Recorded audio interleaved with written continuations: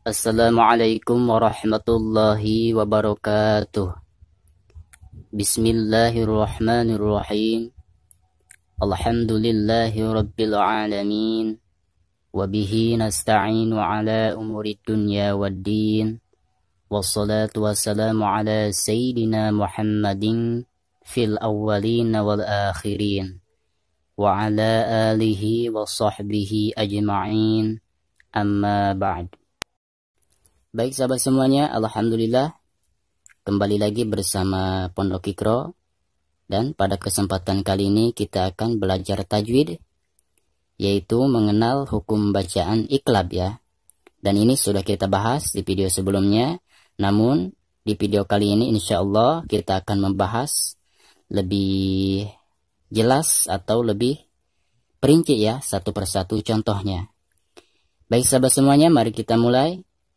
A'udzu billahi minasyaitonir rajim. Bismillahirrahmanirrahim. Baik, yang pertama kita kenali terlebih dahulu arti daripada iqlab. Jadi pengertian iqlab itu adalah mengganti atau mengubah ya. Nah, jadi keterangannya, bila mana ada nun sukun atau tanwin, baik itu tanwin patah tain, tanwin kasrotain maupun tanwin domhatain, lalu berhadapan dengan huruf ba. Nah, maka suara nun sukun atau tanwin tersebut itu berubah menjadi mim. Jadi suara nun sukun dan tanwin tersebut itu digantikan ke suara mim. Seperti itu ya. Nah, ini keterangannya terlebih dahulu ya. Nanti lebih jelasnya kita di contohnya ya, satu persatu. Dan di video kali ini kita akan memperinci satu persatu ya. Jadi yang pertama ketika nun sukun berhadapan dengan huruf ba. Yang kedua ketika tanwin patah tain berhadapan dengan huruf ba. Dan yang ketiga ketika tanwin kasroh tain berhadapan dengan huruf ba. Dan yang keempat ketika tanwin domah tain berhadapan dengan huruf ba. Nah, jadi dibagi menjadi 4 bagian ya. Berikut dilengkapi dengan contohnya satu persatu. Baik, yang pertama kita bahas ketika nun sukun berhadapan dengan huruf ba, atau di depannya itu adalah huruf ba ya. Contoh yang pertama, min ba'di. Perhatikan, ada nun sukun lalu berhadapan dengan huruf ba. Nah, maka ini hukumnya adalah iqlab, dan cara membaca nun sukun yang ada di sini itu harus digantikan ke mim ya. Jadi suara nun sukun tersebut itu harus dirubah ke mim ya. Dan biasanya Al-Quran cetakan Indonesia jika bacaan iqlab maka biasanya ditandai dengan mim kecil seperti ini di atasnya. Jadi antara nun sukun dan ba itu ada mim kecil ya. Nah, itu menandakan bahwa hukum bacaan tersebut adalah hukum iqlab. Min ba'di. Jadi bukan dibaca min ba'di ya, tetapi min ba'di, digunakan 2 harokat. Contoh yang kedua, al-anbiya. Baik, perhatikan. Ada nun sukun. Ini nun sukun ya, sama seperti ini. Nun sukun lalu berhadapan dengan huruf ba. Nah, ini maka bacaan di sini dihukum iqlab, dan cara membaca nun sukun tersebut itu harus dirubah ke mim ya. Jadi bunyi nun sukun itu harus digantikan ke bunyi mim. Al-anbiya. Seperti itu. Jadi bukan dibaca al-anbiya ya. Jadi bunyi nun sukunnya itu digantikan ke mim, ke suara mim ya. Al-anbiya. Seperti itu. Contoh yang ketiga, min ba'sin. Perhatikan, nun sukun lalu berhadapan dengan huruf ba, atau di depannya itu ada huruf ba ya. Nah, maka hukum bacaan di sini dihukumi hukum iqlab ya. Dan cara membaca nun sukun tersebut itu harus digantikan atau dirubah ke suara mim ya. Jadi membunyikan nun sukun itu harus digantikan ke suara mim. Contohnya mim baksin. Jadi bukan min baksin ya. Mim baksin. Seperti itu. Baik, contoh yang keempat. Lijambihi. Ada nun sukun lalu berhadapan dengan huruf ba. Nah, maka ini dihukumi bacaan iklab ya. Dan cara membaca nun sukun yang ada di sini itu harus dirubah atau diganti ke bacaan ke suara mim ya. Lijambihi. Jadi bukan dibaca lijanbihi ya. Tetapi suara nun sukun tersebut itu harus digantikan ke suara mim ya. Lijambihi. Seperti itu. Baik, pembahasan yang kedua yaitu ketika tanwin fathah tain berhadapan dengan huruf ba. Contoh yang pertama, abadan bima. Perhatikan di atas dal itu ada tanwin fathah tain lalu berhadapan dengan huruf ba. Nah, maka bacaan di sini dihukumi iklab dan cara membaca tanwin yang ada di atas dal tersebut itu harus digantikan ke suara mim. Jadi suara tanwinnya itu digantikan ke suara mim ya. Abadan bima. Seperti itu. Jadi bukan dibaca abadan ya. Bukan dibaca abadan bima. Contoh yang kedua. Baghyan bainahum. Perhatikan ada tanwin fathah tain di atas ya ya.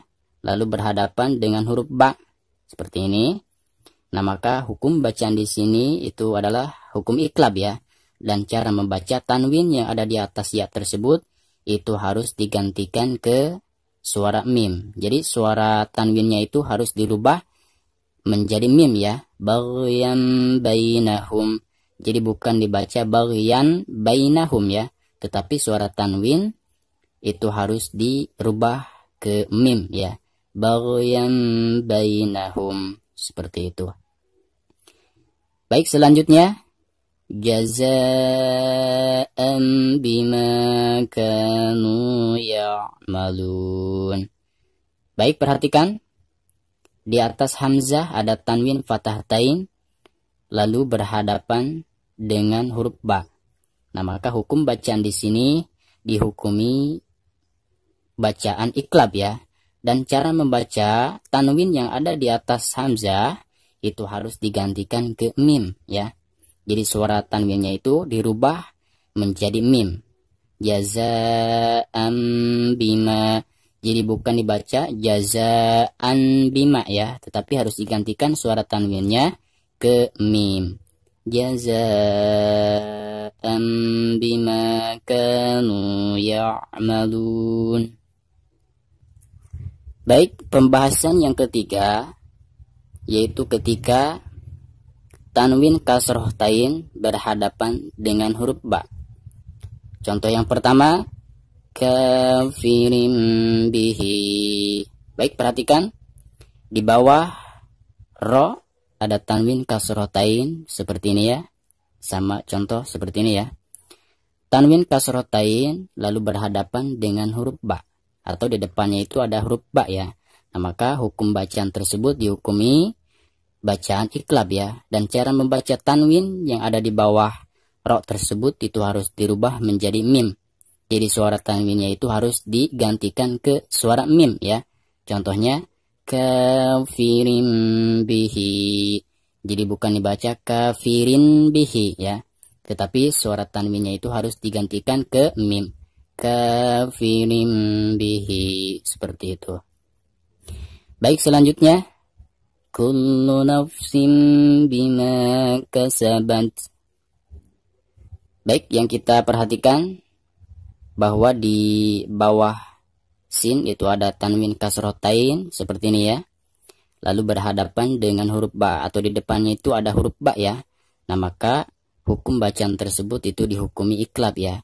Dan cara membaca tanwin yang ada di bawah sin tersebut itu harus digantikan ke suara mim.